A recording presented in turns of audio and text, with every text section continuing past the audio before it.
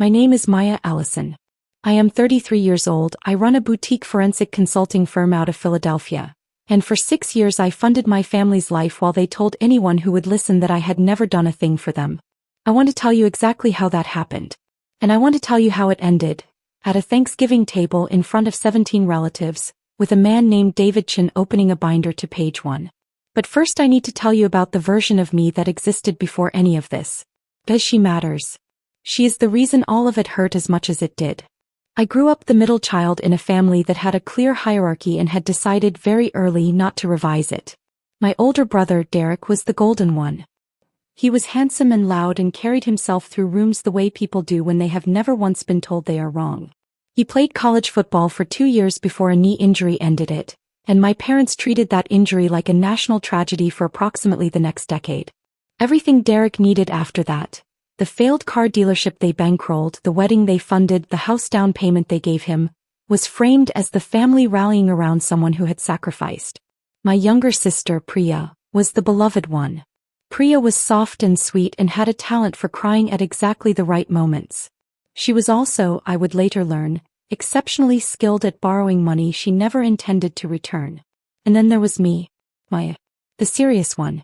The one who read too much and laughed too little according to my mother. The one who asked too many questions according to my father. I got a full scholarship to Penn State for accounting, came home the summer before my junior year to find my mother had opened a credit card in my name to cover a family vacation to Myrtle Beach, and decided quietly that I would not make a scene about it. That was my first mistake. Not the last. I graduated with honors. I took a position at a mid-size forensic accounting firm in Philadelphia. I was good at the work. Genuinely, deeply good at it. In the way that sometimes happens when someone finds the exact intersection of their skills and their instincts. I understood numbers the way some people understand people. I could look at a financial statement and feel where something was wrong before I could articulate why. My supervising partner, a sharp and demanding woman named Carol Reeves, told me in my 3rd year that I had the best instincts she'd seen in 20 years of practice. I loved my job. I had an apartment in Fairmount with a small balcony where I grew tomatoes in summer. I had a best friend named Jess who taught high school chemistry and came over every other Friday for wine and terrible reality television. I had a cat named Archimedes who treated me with the specific disdain that only cats and certain senior partners can pull off. I was building something real and I was proud of it and it was mine. My family found it deeply suspicious.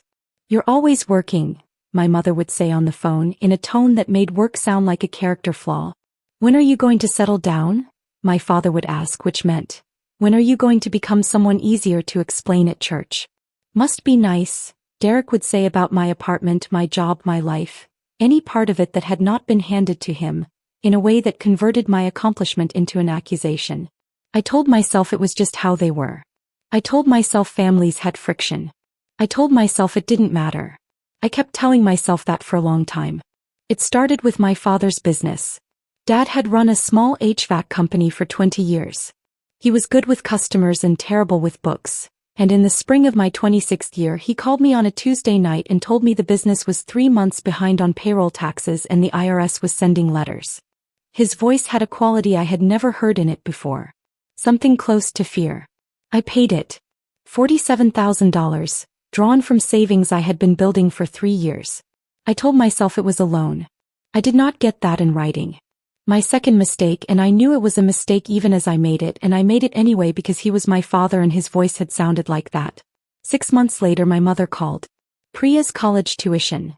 Priya was 22, late to start, enrolled in a nursing program, was short by $14,000 and the semester was about to be disrupted. I transferred the money. I told myself I'd be paid back by Christmas. I was not paid back by Christmas.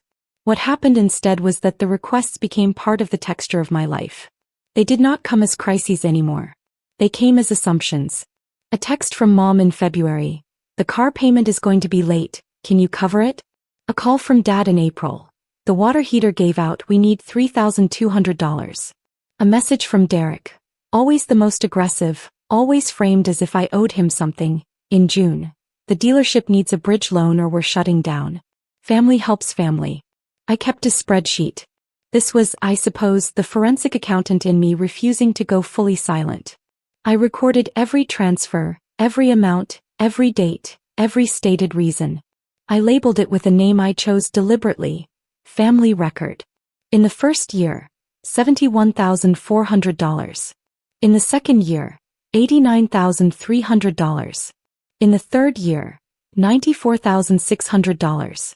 By the end of year 3 I had transferred $255,000 to various members of my family, and not one of them had ever, in any conversation at any dinner table at any holiday gathering, acknowledged that this had happened. What they had done instead was begin to call me selfish. I don't know exactly when it started. These things don't have clean beginnings. But I became aware slowly that a story was circulating about me in the family. A story in which I was the one who had pulled away, who had gotten too good for everyone, who prioritized career over family, who never helped, who never gave, who only took. I heard versions of it from my aunt at Easter. I heard a version of it from Derek's wife at a birthday party. I heard the most polished version of it from my father's own mouth at a 4th of July cookout, delivered to my cousin Marcus while I was standing close enough to hear every word. I went home that night and I sat on my balcony with Archimedes in my lap and I looked at my family records spreadsheet and I thought about what Carol had told me years earlier. The numbers always tell the story. Your job is just to make sure the right people hear it. I had been making deposits. Someone had been making withdrawals. And I had been so busy keeping records that I had not looked at what else they might have been recording. His name was David Chen. He was 41, methodical, mild-mannered, with a dry sense of humor and a professional reputation that had made 3 Fortune 500 companies very nervous over the years. He was also the senior partner I had been promoted to work alongside 2 years earlier, and he had become, in the careful way these things sometimes happen between people who respect each other's minds, a genuine friend. I did not tell him about my family for a long time. Then one afternoon in September we were working late on a corporate embezzlement case, and he made an offhand comment about how the most sophisticated fraud he ever saw was always perpetrated by someone the victim trusted completely. I looked at my coffee. I looked at the deposition in front of me. And then, without entirely planning to, I told him everything. He listened without interrupting, which was one of the things I valued most about him. When I finished, he was quiet for a moment. Then he said, "Have you ever run your own credit report?" I had not recently. I pulled it up on my laptop while he watched. There were 3 credit cards I had never applied for. Combined balance, $62,400. All had been opened in the last 4 years. 2 were in my name. 1 was in my name with my mother listed as an authorized user. My hands were steady when I looked at them. This surprised me. "I'd like to help you build the full picture," David said.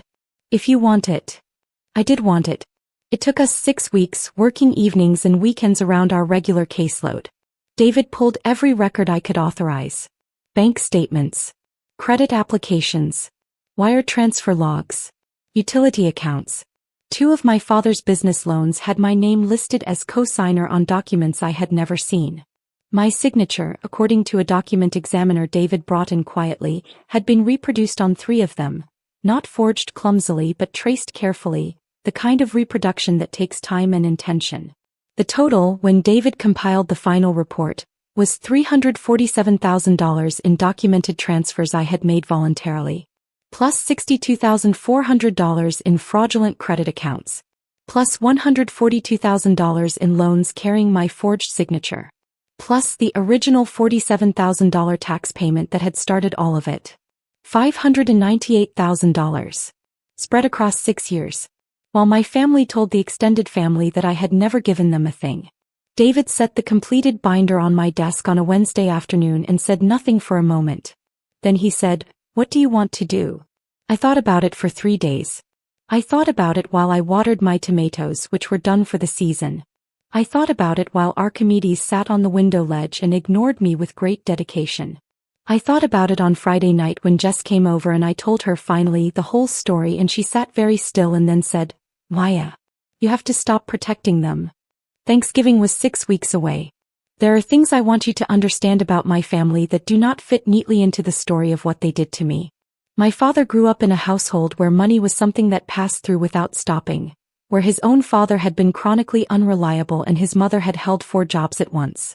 He had built his HVAC business with genuine effort and genuine pride, and I think the moment the IRS letters started coming, something broke in him. Some internal accounting of who he was, and he reached for the nearest available resource without fully examining what it meant to reach for it. This does not make what he did acceptable. But it makes it human.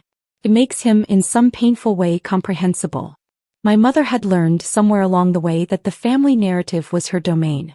She decided who was the good child and who was the difficult one, who sacrificed and who withheld, and she tended that narrative the way she tended her garden, with daily attention and firm conviction that she knew best.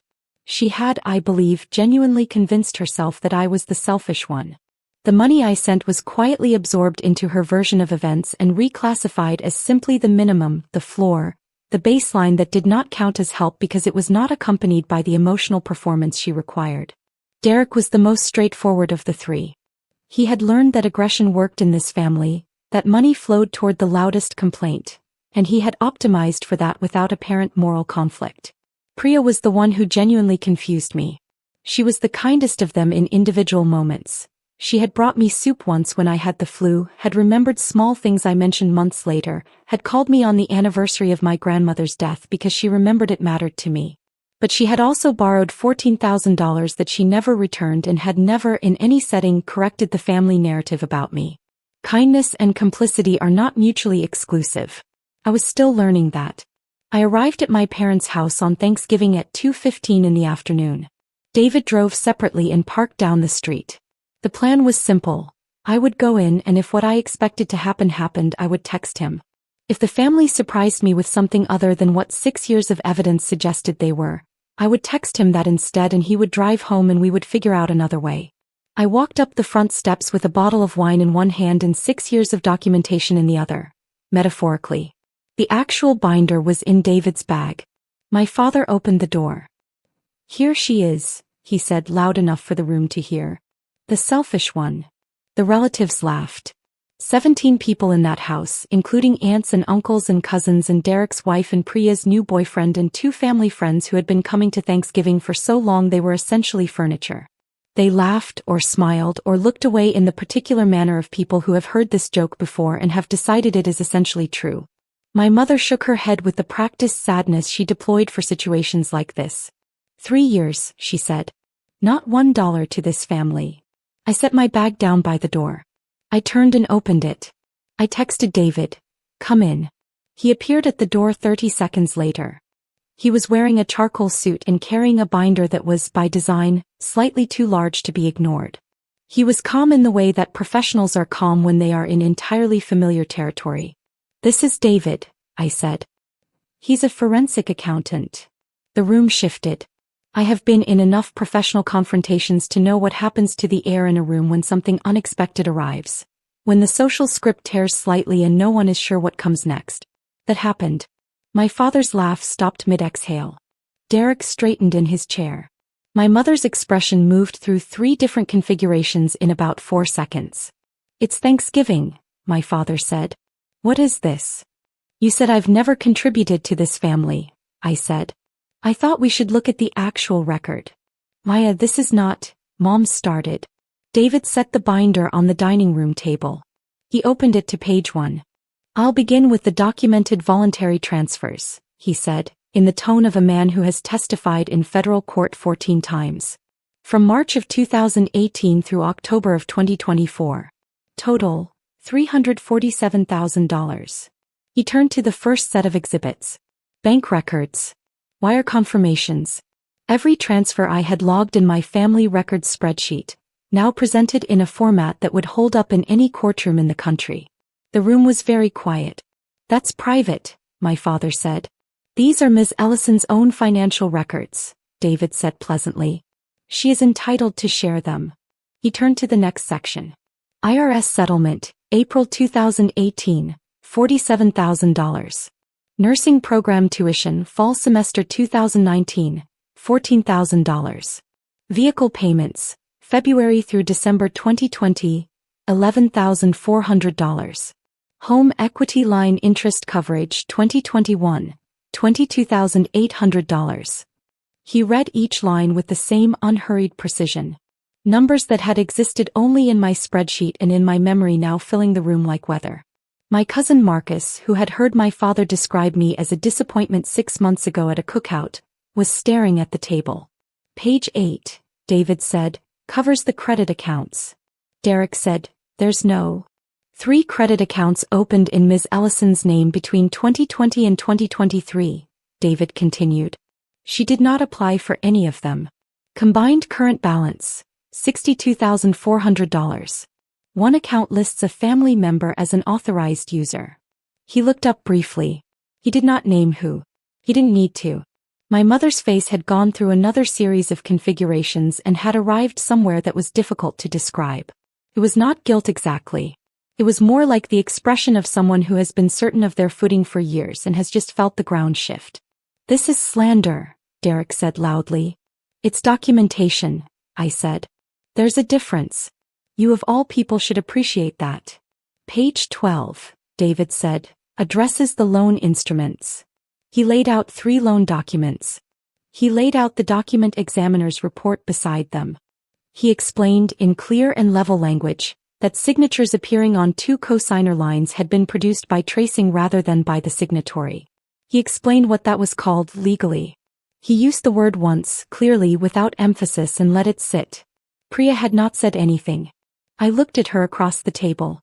She was looking at her hands. I thought about the anniversary call she'd made and about the $14,000 and about the complicated and irreconcilable truth that both of those things were equally real. The total documented figure, David said, returning to the first page, is $598,400 over a period of 6 years. During which time, based on interviews and records, Ms. Ellison was characterized to extended family members as someone who had, and I am quoting directly, never given a dollar to this family. He closed the binder. The room was the quietest I had ever heard a room full of 17 people be. My father was looking at the tablecloth. My mother was very still. Derek had his arms crossed and his jaw set and the expression of a man furious at being caught rather than sorry for what he'd done. His wife, to her credit, was looking at him with an expression I could not entirely read but that contained very little sympathy. I had thought about this moment for 6 weeks. I had wondered how it would feel. I had expected some version of triumph or relief, or the cold satisfaction of a record finally corrected. What I felt instead was tired. Genuinely bone-deeply tired. Not just from 6 years of transfers and silence and the slow erosion of being loved conditionally and poorly. Tired in the way you are when something has been heavy for so long that putting it down doesn't feel like freedom yet. It just feels like the absence of a weight you'd forgotten you were carrying. I'm not pressing charges, I said. That's a decision I've already made, and it's not conditional on anything you do or say in the next 5 minutes. I want to be clear about that. My father looked up. What I am doing, I said, is stopping. All of it. As of this morning, every recurring transfer has been cancelled. The accounts that were opened in my name are being closed and disputed. I've retained an attorney to address the loan documents. That process is moving forward regardless. Maya, my mother started. I'm not finished, I said. Not loudly. I didn't need to be loud. You're going to hear a version of this story over the next few weeks. You're going to tell it to yourselves and to each other, and you're going to find a way to make me the villain in it because that is what you have always done. I can't stop that. I'm not trying to. I paused. But everyone in this room has now seen what David brought today. That doesn't go away. Whatever story you tell, every person here knows the actual number. I picked up my bag. I hope you have a good Thanksgiving, I said. I'm going to go have mine. I went to Jess's apartment.